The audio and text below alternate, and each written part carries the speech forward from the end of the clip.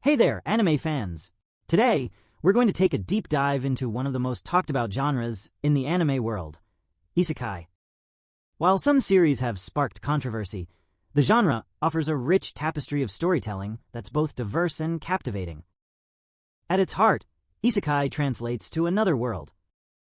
Isekai has so many subgenres, action-packed adventures, comedic escapades, and thrilling journeys. There's something for everyone. The great thing about Isekai is that it's so versatile, and it allows us to find a series that we can really connect with. If you're looking to break out of the usual chosen hero, Isekai story, look no further than Tsukimichi Moonlit Fantasy. This charming anime series follows Makoto Misumi, a normal high school student who finds himself magically transported to a new world thanks to a special contract made with a goddess by his parents. Sounds like a typical Isekai plot? Well, here's the twist. When the goddess meets him, she decides he's too ugly and kicks him out to the farthest corner of the world. But Makoto isn't one to mope around. As he travels across this strange new land, he discovers that he possesses extraordinary magical abilities, far surpassing most beings in the world. Along the way, he befriends some, let's say, colorful companions, like Thomoi, a dragon obsessed with samurai culture, and Mio, a terrifying spider monster who becomes strangely devoted to him. What sets Tsukimichi apart is its subversion of typical isekai expectations. Instead of being worshipped as a hero, Makoto is rejected and forced to build his own path. The show balances thrilling action scenes with light-hearted humor, as Makoto's interactions with his eccentric companions lead to plenty of comedic moments. The world-building is another highlight, with different races, cultures, and power structures adding depth to Makoto's journey. Since its release, Tsukimichi has gained a loyal following, and its blend of humor, action, and heartfelt moments has made it a standout in the genre. The first season aired in 2021, and fans can look forward to the highly anticipated second season, which promises to expand the story even further.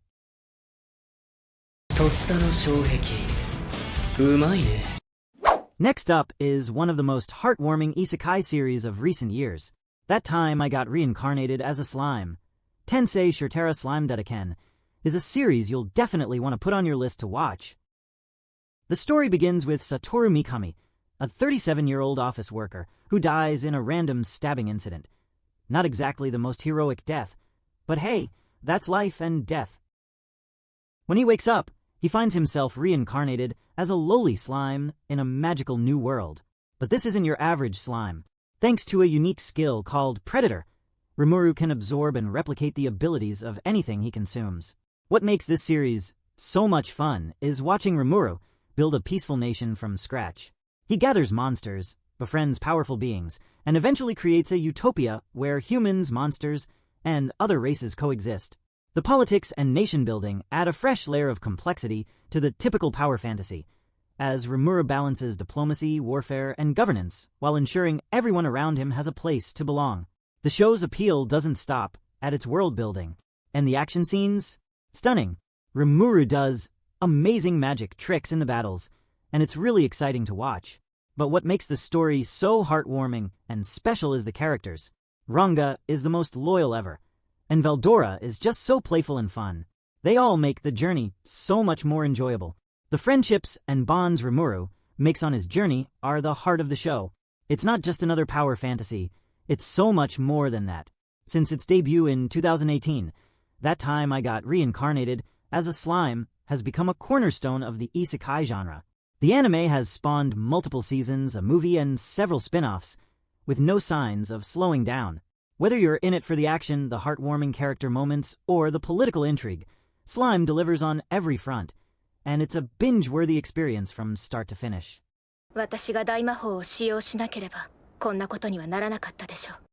If you're craving an isekai that dives headfirst into darkness and war, the saga of Tanya the Evil is a must-watch.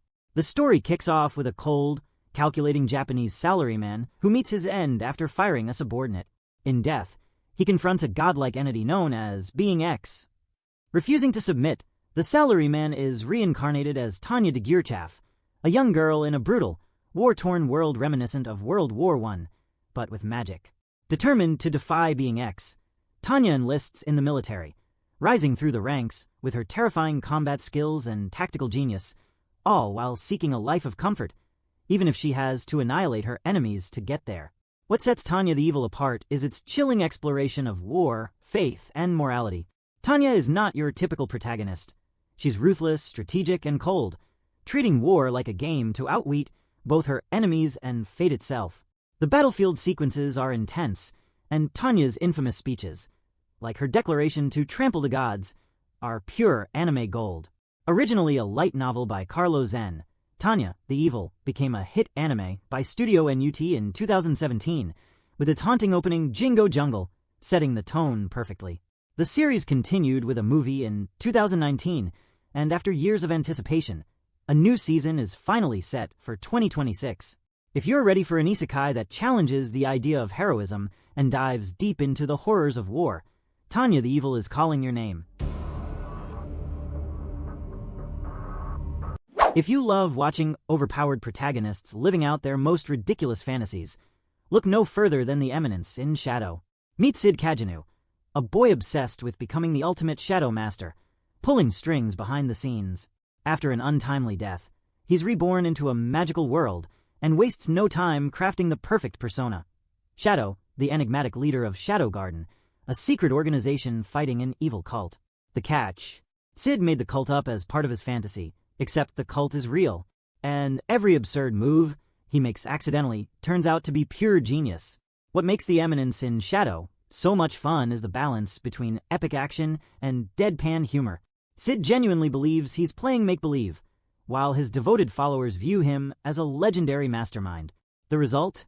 Over-the-top battles, dramatic monologues, and plenty of moments that will leave you laughing out loud. Written by Daisuke Aizawa, the series exploded in popularity after its 2022 anime adaptation by Studio Nexus.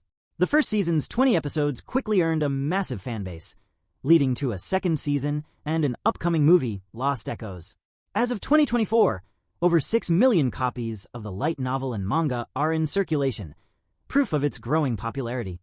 If you want an isekai where the protagonist has no idea what he's doing, but somehow always wins, The Eminence in Shadow is pure entertainment from start to finish.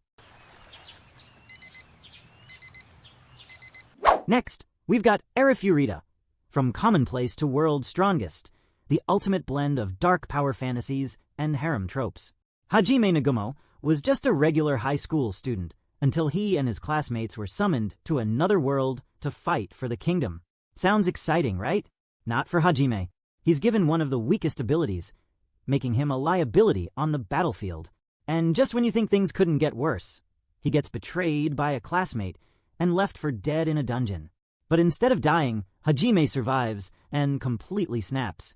He abandons any notions of being a hero and transforms into one of the edgiest characters in anime history. Armed with newfound powers, a massive arsenal of weapons, and a don't-mess-with-me attitude, Hajime's only goal is to get back home, and he'll crush anyone who stands in his way. What makes Arifureta so entertaining is that it embraces the edge. There's no great responsibility speech or desire to save the world. Hajime couldn't care less about being a hero. He's here to survive, take revenge, and build a harem of incredibly powerful women along the way.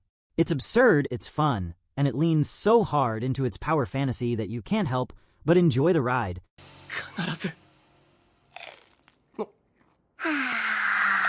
Now, for something completely different. The Ascendance of a Bookworm takes the typical isekai formula and flips it on its head. No epic battles, no godlike powers, just one girl's unrelenting love for books. Meet Mine, a college student and bookworm who dies in an accident and wakes up in the frail body of a young girl in a medieval world. Unfortunately for her, books are a luxury only the wealthy can afford. But does that stop her? Absolutely not. Mine's goal is simple. If she can't find books, she'll make them herself. What makes Ascendance of a Bookworm stand out is its grounded storytelling. Rather than wielding a sword or casting powerful magic, Mine uses her knowledge of the modern world to revolutionize the printing process, slowly changing society from the ground up. Her relentless pursuit of knowledge turns her into a quiet revolutionary, challenging the rigid social hierarchy of her new world. The anime, adapted from Miyakazuki's light novel series, first aired in 2019 and quickly captured the hearts of viewers with its heartwarming story and clever world-building. It's a slow-burn journey that emphasizes perseverance, curiosity, and the quiet power of intellect, proving that sometimes passion and determination are the greatest superpowers of all.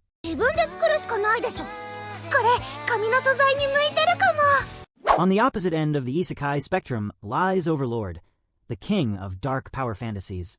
The story follows Momonga, a dedicated gamer and guild leader in the popular MMORPG Yggdrasil. As the game's servers prepare to shut down, Momonga decides to stay logged in until the very last moment. But when the clock hits 0, he finds himself trapped in the game's world, now living as his skeletal avatar, Ains Olgaun, the supreme ruler of the great tomb of Nazarick. What sets Overlord apart is its bold choice to make the protagonist the villain. Ains isn't interested in being a hero, he wants to conquer. Whether it's obliterating armies with a single spell or commanding absolute loyalty from his powerful subordinates, Ains quickly becomes a legend of fear and awe. Each member of Nazarick's inner circle, from the fiercely loyal Albedo to the sadistic Shaltir, adds layers to the dark yet fascinating dynamic of Ains' rule. But beneath all the godlike power and menacing aura, Ains is still a regular guy trying to navigate this new reality. His attempts to maintain his all-knowing, terrifying overlord persona, while internally panicking and second-guessing himself, create moments of unintentional comedy that perfectly balance the show's darker themes. Adapted from Kogane Maruyama's hit light novel series, the anime first aired in 2015 and has since become a cornerstone of the genre, with multiple seasons and a massive fanbase. If you're looking for a story where the hero becomes the nightmare that kingdoms fear, Overlord is the dark fantasy you've been waiting for. 絶望の始まりだ! KonoSuba, an abbreviation of its Japanese title KonoSuba Sekai ne Shukafukuo, which translates to God's blessing on this wonderful world, is a series that masterfully parodies traditional isekai tropes. Authored by Natsume Akatsuki, the light novel series began serialization as a web novel between December 2012 and October 2013, before being published in print from October 2013 to May 2020. The story centers on Kazuma Satu, a high school student and avid gamer who meets an untimely and rather embarrassing end.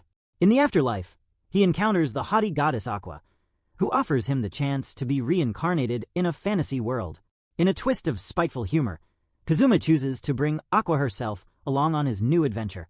The anime adaptation, produced by Studio Dean and directed by Takomi Kanasaki, aired its first season from January to March 2016, followed by a second season from January to March 2017.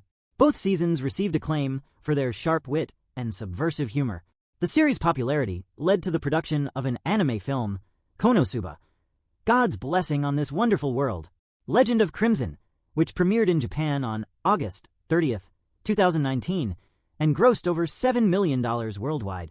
A third season has been announced, much to the delight of fans. KonoSuba distinguishes itself through its ensemble of delightfully flawed characters. Aqua, despite her divine status, is inept and often more hindrance than help. They are joined by Megumin, an archmage obsessed with explosion magic, but limited to casting it once per day, and Darkness, a crusader with masochistic tendencies and poor combat accuracy. This motley crew's misadventures provide a fresh take on the genre, focusing on humor derived from their incompetence and the absurd situations they encounter. The series' ability to balance character-driven comedy with fantasy elements has cemented its status as a beloved parody within the isekai genre. If there's one series that redefined modern isekai, it's Mushoku Tensei, Jobless Reincarnation. Often called the pioneer of the genre's current wave, this anime delivers a deeply introspective story about personal growth and redemption. The story follows a 34-year-old NET, someone not in education, employment, or training, who wastes his life in isolation, consumed by regret.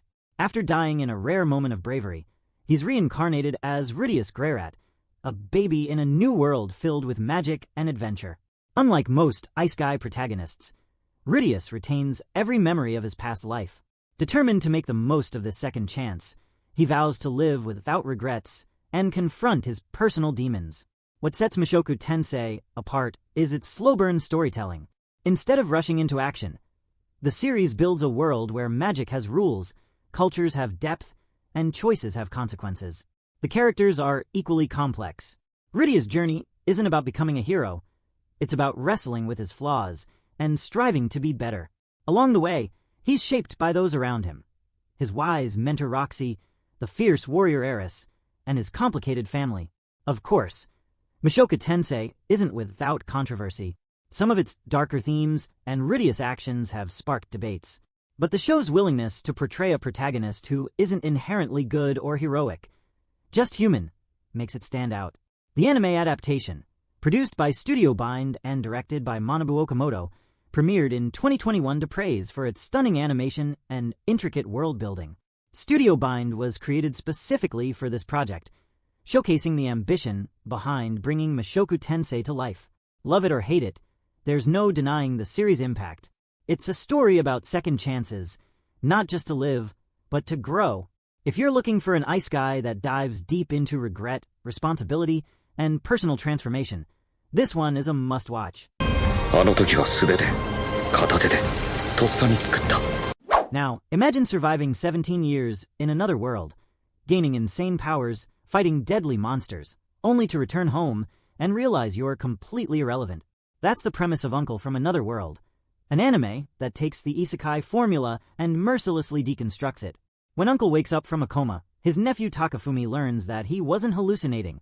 He was actually in another world, battling dragons, meeting elves, and being treated like absolute garbage the entire time. The problem? Uncle has zero social skills and no idea how to function in modern society. What makes Uncle from Another World so brilliant is its hilarious satire of classic isekai cliches. Instead of romanticized heroism, Uncle's memories are pure suffering, from being mistaken for an orc to constantly missing romantic opportunities with a tsundere elf who clearly liked him. But beneath the comedy, there's a layer of unexpected depth. Uncle's experiences, while ridiculous, have real consequences. He's not some celebrated hero. He's a man out of time, struggling to find meaning after losing 17 years of his life. His interactions with Takafumi reveal a bittersweet reality. No matter how powerful he became, his old world moved on without him. With its retro-inspired art style, sharp writing, and laugh-out-loud absurdity, this anime is a must-watch for anyone tired of generic isekai. It's proof that not every isekai protagonist gets a happy ending. さて、異世界にいた証拠を見せよう。If you enjoyed this dive into the world of isekai, don't forget to hit that like button. It helps the channel grow and lets me know you want more anime content. But I want to hear from you. What's your favorite isekai series? Are you team overpowered genius or team accidental hero? Drop your thoughts in the comments. I read every single one. And hey, if you're new here, make sure to subscribe and ring the notification bell so you never miss a new video. We've got plenty more anime worlds to explore together. Until next time, stay curious, stay adventurous, and keep diving into new worlds. See you in the next one.